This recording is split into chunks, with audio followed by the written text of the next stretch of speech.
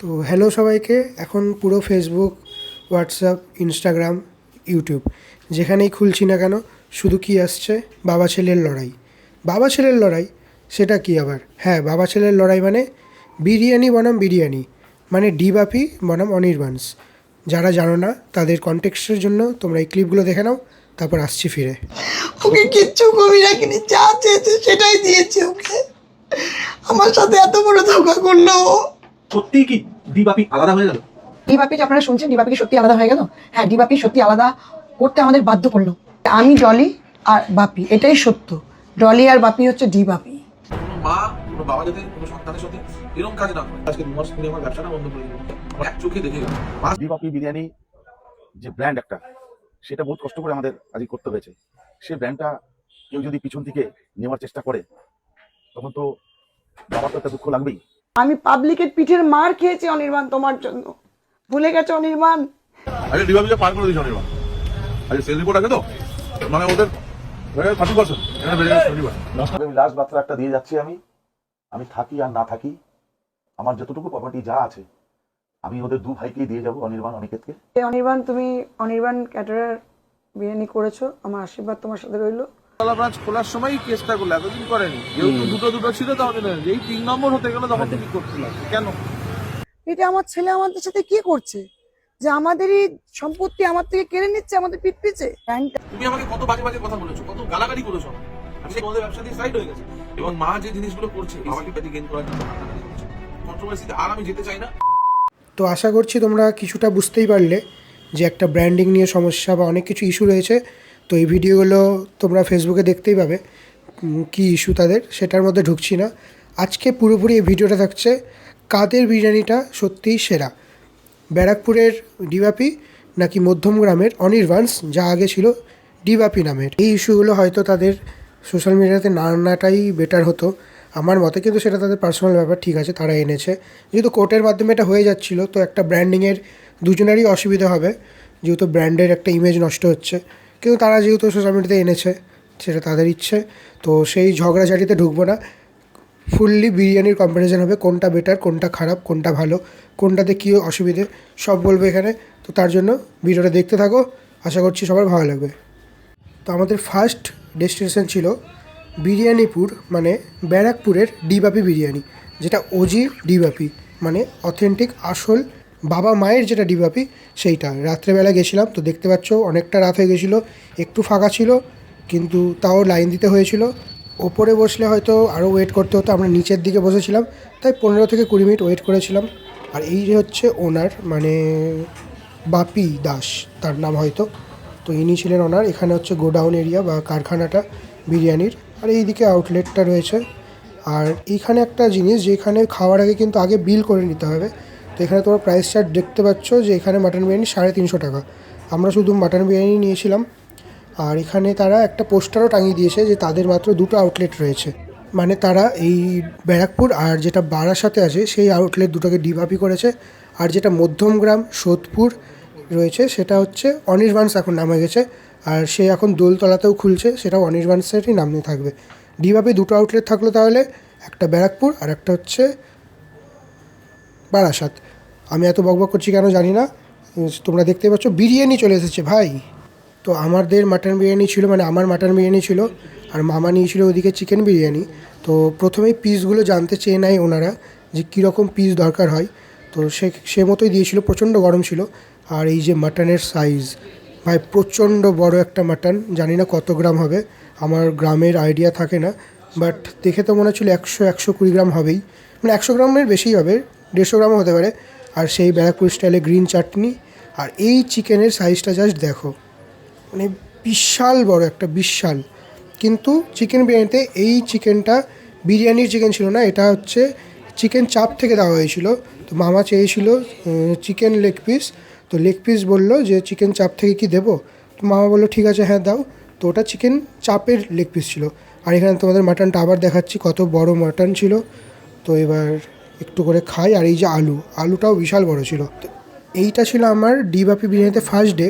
আমি ভেবেছিলাম একটু দাদা বৌদি স্টাইলের হবে, কিন্তু গিয়ে যা দেখলাম যে পুরোটাই আলাদা, দাদা বৌদি স্টাইল বিরিয়ানি না। ব্যারাকপুরের দাদা বৌদির টেস্ট আলাদা, এই টেস্ট কিন্তু পুরোটাই আলাদা। তো তো হয়তো ব্যারাকপুরে যারা থাকে তারাও আরও ভালো বলতে পারবে, বাট আমার তো আলাদাই লেগেছে। কিন্তু আমার অসাধারণ লেগেছে বিরিয়ানিটা, মানে খুব সুন্দর লেগেছে। যেরকম আশা নিয়ে গেছিলাম ওরকমই ভালো ছিল।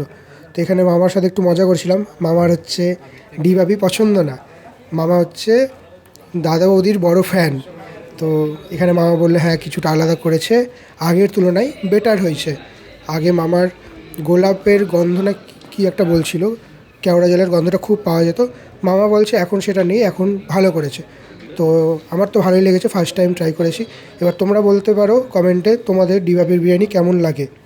আর আমার একটা আনপপুলার অপিনিয়ন আছে, আমি জানি না বলবো কি না, তো বলেই দিই। এই যে দেখতে পাচ্ছ এই চাটনিটা, মানে যেটা ব্যারাকপুরে বিরিয়ানিতে দেয়, চাটনি আর স্যালাড, আমার এটা ভাই ভালো লাগে না। সিরিয়াসলি বলছি, আমার ধনেপাতা একদম পোষায় না। এটা হয়তো ধনেপাতা, পুদিনা পাতা বা কী কী থাকে, এই স্মেলটা আমার একদম ভালো লাগে না। তাও কষ্ট করে একটু ট্রাই করি, তো খেলাম, আমার একদমই ভালো লাগে না। আর এইটা ছিল অ্যাম্বিয়েন্সটা মডারেট। এটা যেহেতু গ্রাউন্ড ফ্লোর, এখানে খুব একটা ভালো ছিল না, বাট ঠিক আছে, বেটার বলা যেতেই পারে, অতটাও খারাপ না। কিন্তু ওপরের ফ্লোরগুলোতে আরও ভালো অ্যাম্বিয়েন্স রয়েছে। তো এই ফ্লোরটা এরকম ছিল অ্যাম্বিয়েন্স। তো অ্যাম্বিয়েন্সটা খুব মডারেট বা মিডিয়াম বলতে পারবো, কিন্তু বিরিয়ানির কোনো কথা হবে না ভাই, বিরিয়ানি অপূর্ব ছিল। আর যদি মার্কসে আসি, মানে রেটিংয়ে আসি, তবে রেটিং আমি 10-এ 8.5 দিতে চাই। কারণ এখনও আমার কাছে আরসালান দাদা বৌদি একটু এগিয়ে থাকবে। তো যেহেতু তাদের সাথে কম্পেয়ার হচ্ছে না, এখানে দুই ডিবাপির কম্পেয়ার চলছে, তাই আমি 8.5 দিচ্ছি এখানে। পরে আসবে ওই আউটলেটটার, ওইটাতে দেখো আমি কত দিই। আর এই যে এতটি নষ্ট হয়েছিল আমি খেতে পারিনি, শেষে আমি আলুটা খেয়ে নিয়েছিলাম খুব অবভিয়াসলি, আলু ছাড়া তো থাকা যাবে না, কিন্তু বিরিয়ানি আর মাটন ওই সব খেতে পারিনি। তো এইটা ছিল ফার্স্ট আউটলেট। এবার আসবে মধ্যমগ্রাম, মানে ওইটাও একটা বিরিয়ানি গ্রাম হয়ে গেছে, ওখানে অনেক বড় বড় আউটলেট রয়েছে।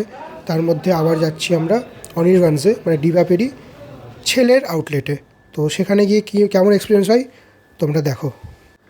এই যে যেমন দেখলে বিরিয়ানি গ্রাম, মানে মধ্যম গ্রামে স্টেশন থেকে নেমেই বিরিয়ানির দোকান চালু হয়ে গেছে।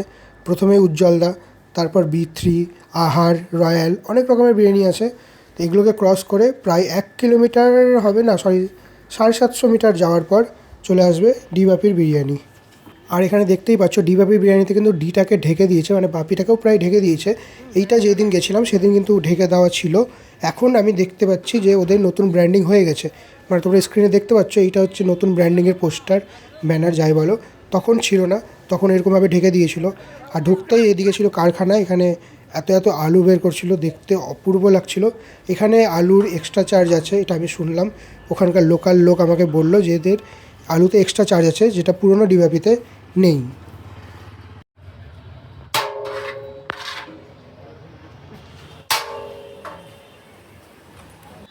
আর এই যে এইখানটাতে, মানে রিসেপশন এরিয়াটাতে নতুন ব্যানার টাঙিয়ে দিয়েছে।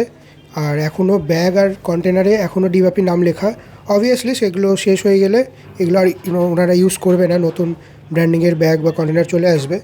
তো আপাতত সেগুলো ইউজ হচ্ছে। আর এই যে এটা নতুন ব্যানার, তো এইখানেও কিন্তু সেম জিনিস, যে বিল আগে করে নিতে হবে লাইন দিয়ে, ওই যে কাচের দরজার ভেতরে ওখানে বিল হচ্ছে, ওখানে বিল নিয়ে তারপর ভেতরে গিয়ে এখানে বসতে হবে। আর এইখানেও যেখানে ডিবাপির আউটলেটগুলো ছিল সেগুলোকে ঢেকে দেওয়া হয়েছে, এখানে বিভিন্ন রকমের সার্টিফিকেট রয়েছে। আর এই তোমরা অ্যাম্বিয়েন্সটা দেখতে পাচ্ছ, খুব বেসিক একদম, মানে আমি ভালো বলবো না, এটা একদম হোটেল টাইপসের। কিন্তু এই অনির্বাণস বিরিয়ানির যেটা ভালো বা সুন্দর আউটলেট সেটা হচ্ছে সোদপুর, আর দোলতলাতেও খুব সুন্দর একটা করছে। তো তোমরা সেখানে যেতে পারো। আর অথেন্টিক বিরিয়ানি যদি চাও তাহলে এখানে আসতে পারো, কারণ এখান থেকেই হাঁড়িগুলো সেই আউটলেটগুলোতে যাবে। আর যদি তোমরা এই জায়গাটা এক্সপ্লোর করতে চাও তাহলে অবশ্যই তোমরা এই আউটলেটে আসতেই পারো। বলতে বলতে আমাদের স্যালাড দিয়ে গেছে, এখানেও সেই ওই চাটনি, আর বলছি না। আর তারপরে চলে এসেছে বিরিয়ানি। এইখানে কিন্তু আগে পিসের কথা জিজ্ঞেস করেনি, এখানে বিরিয়ানিটা সার্ভ করলো, তারপর পিসটাও ওনারাই দেখালো নিজে থেকে। তো যদি চেঞ্জ করতে হয় তাহলে ওনারা চেঞ্জ করে দিল অবভিয়াসলি।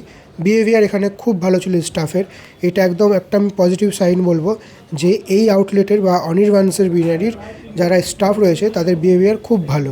আর এই বিরিয়ানিরও দাম কিন্তু 350 টাকা প্লেট, মানে মাটন বিরিয়ানি 350 আর চিকেন বিরিয়ানি 250 টাকা। এখানে আলু অনেকগুলো দিয়েছিল, এখানে 2 পিস দেখা যাচ্ছিলো, আরও একটা আলু লাস্টে পেয়েছিলাম। তো এখানে আমি 3 পিস আলু পেয়েছিলাম, বড় বড়, বেশ ভালো কোয়ান্টিটির ছিল।